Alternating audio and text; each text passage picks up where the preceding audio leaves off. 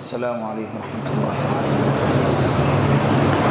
نحمدہ ونصلی علی رسولہ الکریم اما بعد۔ آج 12واں پارہ مکمل ہو گیا۔ 11واں پارہ پاؤں سے پڑھا گیا۔ 11ویں پارے کے آخر میں جو صفحہ ہے اس کی پہلی آیت وَإِن يَمْسَسْكَ اللَّهُ بِضُرٍّ فَلَا كَاشِفَ لَهُ إِلَّا اللہ رب العزت جب کسی کو مصیبت میں مبتلا کرے تو دنیا کی کوئی طاقت نہیں ہے کہ اس بندے کو اس مصیبت سے ہٹائے۔ وَإِن يُرِدْكَ بِخَيْرٍ فَلَا رَادَّ لِفَضْلِهِ اور جب اللہ کسی کے ساتھ خیر کا اور فضل کا ارادہ کرے تو دنیا میں کوئی ہے نہیں بلکہ کائنات میں کوئی نہیں ہے جو اس کو مصیبت میں مبتلا کرے۔ یصیب بہ من یشاء من عبادہ وہو الغفور الرحیم اور اللہ اپنے بندوں میں سے جسے چاہتا ہے جب مصیبت میں مبتلا کر دیتا ہے تو اللہ اس آزمائش کی وجہ سے اس کے گناہوں کو معاف کر دیتا ہے۔ ابھی دیکھیں یہ آیت، جب بندہ کسی پریشانی میں مبتلا ہو، تکلیف میں مبتلا ہو تو ہم نے کلمہ پڑھا ہے، ایمان مجمل ایمان مفصل پڑھا ہے نا۔ ہم نے ایمان لائے ہیں ہر اچھی بری تقدیر پر، اچھا آئے تو اللہ کی طرف سے، برا آئے تب بھی اللہ کی طرف سے۔ رضینا قسمت الجباری فینا، یہ دعا ہمیشہ مانگا کرے کہ اے اللہ ہم تیرے تقسیم پر، تیرے فیصلے پر راضی ہیں، فیصلہ چاہے جیسا بھی آئے۔ لڑکا چاہیے تھا، لڑکی ہو گئی، کس نے دیا؟ اللہ نے دیا۔ لڑکی چاہیے تھا، لڑکا ہو گیا، کس نے دیا؟ ہمیں کیا چاہیے وہ ہم اللہ سے مانگتے ہیں، لیکن ہمارے لیے کیا بہتر ہے وہ اللہ ہمیں دیتے ہیں۔ سمجھ رہے؟ ہمارے لیے جس طرح مثال کے طور پر ایک 8 سال کا بچہ ہے، اپنے باپ کو بائک مانگ رہا ہے، ابا بائک دے دو، اب باپ اس کو سائیکل دلا دے۔ مانگ رہا ہے کیا اور دلا کیا رہا ہے؟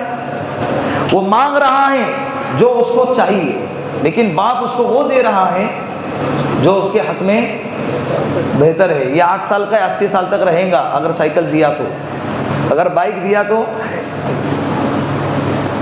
اس طرح سے اللہ کا بھی معاملہ بندوں کے ساتھ ہے۔ بندہ کہتا ہے اللہ میں نے یہ مانگا تھا، یہ مل گیا۔ اللہ ہم سے بہتر جانتے یار۔ ابھی ایک کل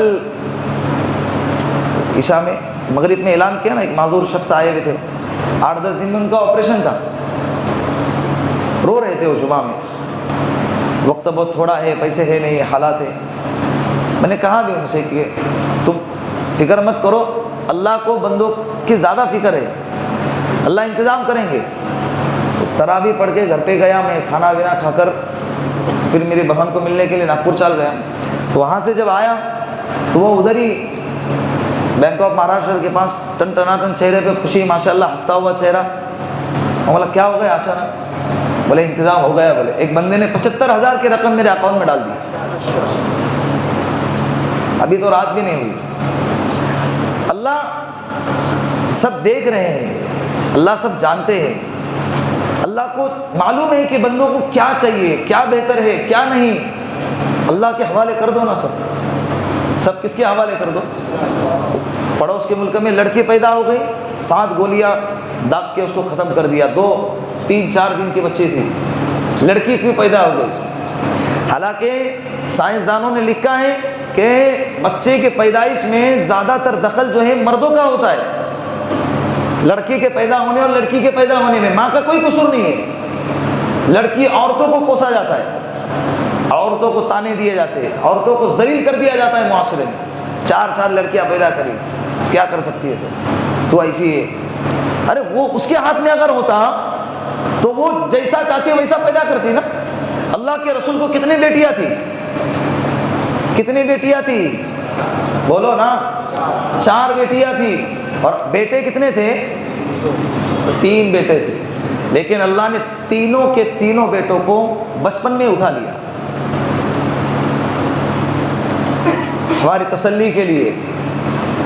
جو نبی کے شان کے مطابق ہوتا تھا اللہ وہ نبی سے کرواتے تھے۔ جو نبی کے شان کے خلاف ہوتا تھا وہ اللہ صحابہ سے کروائے، تاکہ وہ مسائل، وہ احکامات، وہ پیغامات ہم تک پہنچے اور ہمارے لیے زندگی گزارنا آسان ہو جائے۔ سمجھ رہے؟ یہ اللہ کا قانون ہے۔ تو جو بھی حالات آئیں گے کس کی طرف سے؟ اللہ کرنے والے ہیں، اللہ مسئلہ حل کریں گے۔ قرضہ ہے، کوئی مسئلہ نہیں، اللہ ادا کریں گے۔ پہاڑ جتنا قرضہ وہ ہمارے لیے پہاڑ ہے، اللہ کے لیے ریزہ ہے، ریزہ بھی نہیں ہے، ریزہ کہنا بھی اللہ کے شان کے خلاف ہے۔ ہمارے لیے بڑا ہے لیکن اللہ کے لیے کچھ نہیں، بات سمجھ رہے؟ کچھ بھی نہیں۔ اسی لیے اللہ کے سامنے ہر وقت مسئلہ اپنے مسائل کو اللہ کے حوالے کرنا چاہیے۔ جب کسی بڑے کا ہاتھ اپنے سر پہ ہوتا ہے نا، انسان کا سینہ چوڑا ہو جاتا ہے، بھائی فلاں ہے میرے پیچھے۔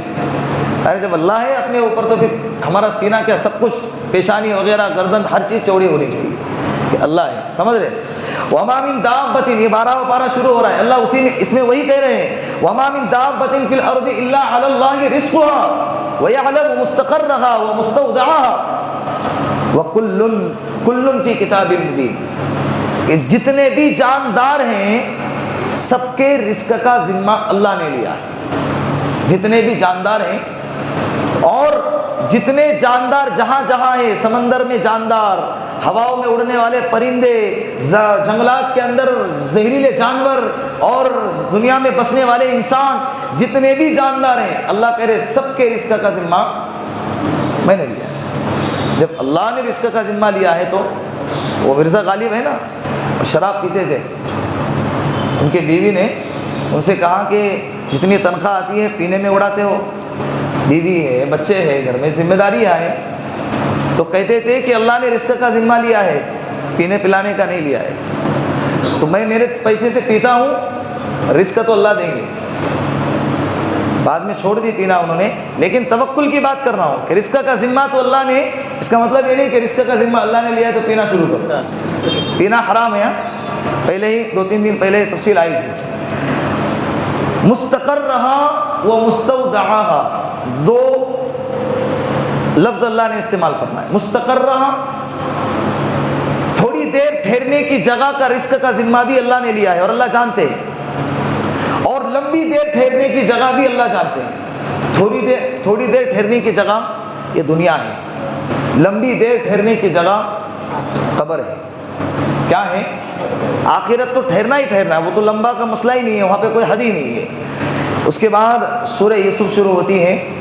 اللہ رب العزت نے الف لام را کے ذریعے سورہ یوسف کو شروع کیا۔ بہت ساری حکمتیں ہیں، بہت ساری معلومات ہیں، بہت سارے اس میں مسائل ہیں۔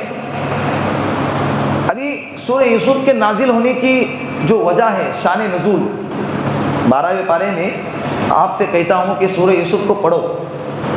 مفسرین نے لکھا ہے کہ جو بندہ غم میں ہو، اگر وہ سورہ یوسف کی تلاوت کرے تو اس کا غم ہلکا ہو جاتا ہے۔ سمجھ کے پڑھو یا بغیر سمجھے پڑھو، سمجھ کے پڑھے تو اور زیادہ بہتر ہے، سمجھ کے پڑھیں گے تو اور زیادہ بہتر ہے۔ تو اس کا شان نزول کیا ہے، مکمل سورہ یوسف جو اتری ہے اس کی وجہ کیا بنی؟ کفار مکہ کے پاس اللہ کے رسول صلی اللہ علیہ وسلم، یہ سورت جو ہے نا مکی ہے، مکہ المکرمہ میں جب اللہ کے رسول مقیم تھے اس وقت یہ سورت نازل ہوئی ہے۔ کفار مکہ کے پاس مدینے کے یہودی عالم آئے، یہودی، نصارہ، عیسائی، یہ سب مدینے میں رہتے تھے، مکہ میں کوئی نہیں رہتا تھا، مکہ میں سب کے سب مشرک تھے۔ تو ان کو پتا تھا کہ نبی آخر الزماں آئے ہیں اور نبوت کا دعویٰ کر رہے لوگ، جو ادھر جب ان کے حلقے میں داخل ہو رہے ہیں، تو ٹیسٹ، امتحان لینے کے لیے یہودی عالموں کا ایک وفد مکہ المکرمہ میں آیا، اور جو اللہ کے رسول کے دشمن تھے ان سے ملاقات کی اور ان سے کہا کہ محمد سے پوچھنا کہ یوسف علیہ السلام کا کیا قصہ ہے، یوسف علیہ السلام کا کیا قصہ ہے۔ اللہ کے رسول کو کچھ نہیں معلوم تھا۔ جب سوال کیا گیا تو پوری کی پوری سورہ یوسف نازل ہو گئی، اور اللہ نے کہا بھی سورہ یوسف کے اندر، انا انزلناہ قرآنا عربیا لعلکم تعقلون، ہم نے قرآن کریم کو جو نازل فرمایا ہے یہ عربی زبان میں نازل فرمایا ہے۔ یہ عربی زبان میں کیوں نازل فرمایا ہے، اس کی ایک اور وجہ ہے۔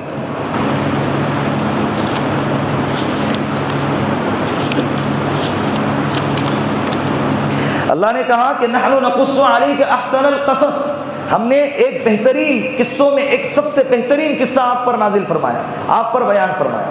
وَإِن كُنْتَ مِن قَبْلِهِ لَمِنَ الْغَافِلِينَ، ایسا قصہ جس قصے سے آپ بھی بے خبر تھے، ایسا قصہ جس قصے سے آپ بھی بے خبر تھے۔ اس سے اللہ کے رسول کی نبوت ثابت ہوتی ہے کہ اللہ کے رسول صلی اللہ علیہ وسلم نے تو تورات پڑھی نہیں تھی، یہودی لوگوں نے تورات پڑھ کے اس میں حضرت یوسف علیہ السلام کا تذکرہ ہے، لیکن اتنا ڈیٹیل میں اتنے تفصیل سے نہیں ہے جتنے تفصیل سے قرآن کریم کے اندر آیا ہے۔ تو وہ جتنا جانتے تھے اس کے حساب سے وہ اتنا نالج لے کے آئے اور اللہ کے رسول کا امتحان لینے کے لیے آئے۔ تو اللہ کے رسول نے تو تورات پڑھی نہیں تھی، نہ زبور پڑھی ہے نہ انجیل پڑھی ہے، بلکہ اللہ کے رسول نے کچھ پڑھا ہوا نہیں تھا۔ اللہ کے رسول امی تھے۔ کیا تھے؟ امی مطلب پڑھے لکھے نہیں تھے، لکھنا پڑھنا نہیں جانتے تھے۔ شاعر کہتے ہیں نا، لقب امی تھے لیکن علم کا دریا بہاتے تھے۔ لقب امی تھے لیکن علم کا دریا بہاتے تھے۔ اللہ نے اتنا علم دیا تھا۔ ایک اللہ کے رسول نے فرمایا کہ جوامع الکلم اللہ رب العزت نے پچھلے نبیوں کو نہیں عطا فرمایا تھا جو مجھے عطا فرمایا۔ جوامع الکلم اس کو کہتے ہیں کہ جملہ تھوڑا ہو لیکن اس کے مطالب، اس کے تفسیر، اس کے ترجمے، اس کے معانی، اس کے جتنے بھی مفہوم ہیں بہت لمبے چوڑے، نکالنا چاہو نکالو۔ ایک سمندر کی طرح ہے، گوتے لگاؤ، مچھلیاں نکالو، گوتے لگاؤ، ہیرے نکالو، گوتے لگاؤ، صدف نکالو، جو چاہے خزانے اس میں سے کیا کرتے رہو، نکالتے رہو۔ یہ اللہ کے رسول کو عطا فرمایا۔ اور ایک بات، نبیوں کے لیے امی ہونا یہ کمال ہے، ہمارے لیے امی ہونا عیب ہے۔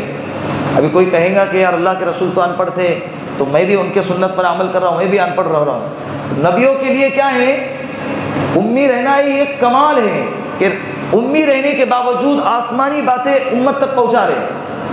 کہاں سے لا رہے؟ کچھ معلوم نہیں تھا، اس کا مطلب کوئی ہے جو انہیں پیغام دے رہا ہے، حضرت جبرائیل علیہ الصلوۃ والسلام۔ اور ہم لوگوں کا پہلی وحی قرآن کے سب سے کیا نازل ہوئی؟ اقرا، پڑھو۔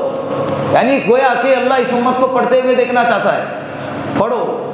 اللہ کے رسول نے حضرت زید بن ثابت رضی اللہ عنہ کو سریانی، عیریانی، دوسری زبان عرب کے علاوہ دوسری زبان سیکھنے کا حکم دیا تھا۔ 60 دن میں دوسری زبانوں کو سیکھا تھا انہوں نے۔ تو یہ سیکھنے کا حکم بھی آیا ہے، تو پڑھنا لکھنا چاہیے، یہ اسلام کا خاصہ ہے۔ تو جب اللہ کے رسول پر ایک پوری سورت نازل ہو گئی، یہودی عالم سب کے سب بھاگ گئے، کیونکہ ان کو جتنا معلوم تھا وہ تو اترا، اور وہ باتیں بھی بیان فرمائی اللہ نے جو باتیں تورات کے اندر بھی نہیں تھی۔ اس کے بعد سورہ یوسف شروع ہوتی ہے، اذ قال یوسف لأبیہ یا ابت انی رأیت 11 کوکبا والشمس والقمر رأیتهم لی ساجدین۔ حضرت یوسف علیہ السلام کے قصے میں اتنے سارے جو حکمت کی باتیں ہیں۔ یوسف علیہ السلام کے بچپن میں بھائیوں کے حسد کے نیچے دب جانا اور کنویں میں پھینکا جانا، پھر وہاں سے نکل کے مصر کے بازار میں بیچا جانا، غلام بن کے بیچا جانا، پھر عزیز مصر کا خریدنا۔ غلامی بہت بڑی ذلت ہوتی ہے، پتہ ہے؟ جب ایک نوکر کسی کے وقت کام کرتا ہے، یہ غلامی نہیں ہے، لیکن اس کے باوجود اپنے آپ کو ذلت محسوس کرتا ہے، تو غلامی تو اس سے زیادہ بدتر چیز ہوتی تھی، غلامی اس سے زیادہ نیچے کی درجے کی چیز ہوتی تھی۔ تو حضرت یوسف علیہ السلام اس راستے سے بھی گزرے، عزیز مصر نے ان کو خریدا، خریدنے کے بعد سکون کی سانس ہی لے رہے تھے کہ عزیز مصر کی بیوی حضرت یوسف علیہ السلام پر فریفتہ ہو گئی، پھر وہاں سے جیل میں جانا پڑا، پھر جیل کے صعوبتیں، پھر اس کے بعد اللہ نے ان کو بادشاہ بنا دیا۔ یہ ساری تفصیل آپ کو سورہ یوسف میں نظر آئے گی، لیکن قصہ یوسف شروع ہوتا ہے، چھوٹے بچے ہیں، ایک خواب کے ذریعے۔ کس کے ذریعے؟ خواب کے ذریعے۔ حضرت یوسف علیہ السلام بچے ہیں، سوئے، خواب دیکھا، خواب میں دیکھا۔ اور ایک بات یاد رکھیں، نبی جو ہے نا، نبوت سے پہلے بھی معصوم ہوتے ہیں اور نبوت کے بعد بھی معصوم ہوتے ہیں۔ معصوم یعنی نبوت سے پہلے بھی گناہوں سے پاک اور نبوت کے بعد بھی گناہوں سے پاک، ان کی زندگی مبرہ ہر عیب سے پاک ہوتی ہے، ان کی زندگی گناہوں سے پاک ہوتی ہے، سمجھ رہے؟ تو حضرت یوسف علیہ السلام سوئے، خواب دیکھا، 11 ستارے، ایک چاند اور ایک سورج آئے اور حضرت یوسف علیہ السلام کو سجدہ کر رہے ہیں۔ بچے ہیں، اٹھے، ان کے ابا یعقوب علیہ السلام نبی ہے، یعقوب علیہ السلام کے ابا اسحاق علیہ السلام وہ بھی نبی ہے، اسحاق علیہ السلام کے ابا حضرت ابراہیم علیہ السلام یہ بھی نبی ہے، نبی نبی نبی، 4 پیڑھیوں سے نبی تھے۔ تو اپنے ابا سے پوچھیں یعقوب علیہ السلام سے، یا ابتی، میرے ابا، انی رأیت 11 کوکبا، میں نے خواب دیکھا ہے کہ 11 ستارے، والشمس والقمر، ایک چاند اور ایک سورج، رأیتہم لی ساجدین، سب کے سب مجھے سجدہ کر رہے ہیں۔ ابا نے کہا، یا بنی لا تقصص رؤیاک، اے بیٹے، اے میرے پیارے بیٹے، یا بنی یہ کہتے ہیں اے میرے پیارے بیٹے، اپنے اس خواب کو اپنے بھائیوں کے سامنے بیان نہیں کرنا۔ ابھی ایک یہاں پہ خواب کے مسائل شروع ہوتے ہیں۔ حضرت یوسف علیہ السلام کو اللہ نے جو ہے نا خواب کا ایک اچھا خاصا علم دیا۔ یہی خواب آگے چل کے جیل میں، جب جیسے ہی جیل میں انٹری ہو گئی قید خانے میں، تو وہاں پر 2 قیدیوں نے خواب دیکھا، ان کو جواب دیے، پھر بادشاہ نے خواب دیکھا، بادشاہ کو جواب دیے، وہی خواب ان کے خواب کا جواب، بادشاہ کے خواب کا جواب دینا ہی ان کی جیل سے رہائی کا سبب بنا۔ تو اللہ رب العزت نے خواب، حضرت یوسف علیہ السلام کو خواب کا علم کا ایک بہت بڑا حصہ عطا فرمایا۔ اللہ کے رسول صلی اللہ علیہ وسلم نے فرمایا، بہت سارے لوگ یہاں خواب دیکھتے ہیں، آ کے بیان کرتے ہیں ایسا دیکھے ویسا دیکھے، یہ کرے وہ کرے۔ اللہ کے رسول نے فرمایا، لا تحدث رؤیاک الا حبیبا او لبیبا، خواب 2 لوگوں کے علاوہ کسی اور کے سامنے بیان نہیں کرنا چاہیے، صرف 2 لوگوں کے سامنے، ایک حبیب اور ایک لبیب۔ حبیب کہتے ہیں آپ جس سے محبت کر رہے ہیں کہ بھئی میں اس کے سامنے خواب بیان کروں گا تو یہ میرے خواب کا مذاق نہیں اڑائے گا، ایرے گہرے کے سامنے بیان کر دیا۔ اللہ کے رسول نے فرمایا، الرؤیا معلقۃ، خواب لٹکتی ہوئی تلوار کی طرح ہے، تم کسی کے سامنے بھی بیان کرو گے، اس نے بول دیا، تلوار لٹک گر جائے گی، لٹکی ہوئی تلوار جو خواب کی تعبیر نہیں تھی وہ ہو جائیں گی۔